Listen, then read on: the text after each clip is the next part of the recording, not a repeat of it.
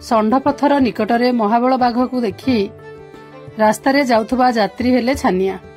ବୌଦ୍ଧ ବନଖଣ୍ଡ ମାଧପୁର ରେଞ୍ଜ ତଳଗାଁ ସେକ୍ସନର ବୌଦ୍ଧ ଏବଂ ନୟାଗଡ଼ ଜିଲ୍ଲା ସୀମା ନିକଟସ୍ଥ ଷଣ୍ଢପଥର ନିକଟରେ ଆଜି ସନ୍ଧ୍ୟା 6:30 ସମୟରେ ଗୋଟିଏ ଅଟୋରେ ପାଖାପାଖି 5-7 ଜଣ ଯାତ୍ରୀ ଯାଉଥିବା ବେଳେ ବାଣୀଗୋଛା ପଶ୍ଚିମ ବନ୍ୟପ୍ରାଣୀ ବନାଞ୍ଚଳ ପଟୁ ମାଧପୁର ରେଞ୍ଜ ମୁଣ୍ଡେଶ୍ୱର ପଟକୁ ଏକ ମହାବଳ ବାଘ ପାସ୍ କରି ଯାଇ ଏକ ପଥର ଉପରେ ବସିଥିଲା ଏବଂ ଅଟୋ ମଧ୍ୟ ରଖି ଯାତ୍ରୀମାନେ ବାଘଟିକୁ ଦେଖିଥିଲେ।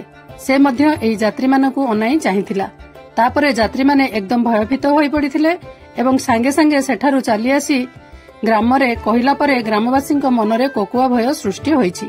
ଏହି ଖବର ପାଇ ମାଧପୁର ରେଞ୍ଜର ଆଶିକ କୁମାର ଦିଗାଲଙ୍କ ନେତୃତ୍ୱରେ ଫରେଷ୍ଟର ଭକ୍ତଚରଣ ମଲ୍ଲିକ, ଗାର୍ଡ ସୁବଳ କୁମାର ପ୍ରଧାନ ସମସ୍ତ ସ୍କ୍ୱାଡ୍ ଟିମ୍ ମିଶି ଉକ୍ତ ଜାଗାରେ ପହଞ୍ଚି ପାଦଚିହ୍ନ ଏବଂ ଗତିବିଧିକୁ ଯାଞ୍ଚ କରିଥିବା ଦେଖିବାକୁ ମିଳିଛି।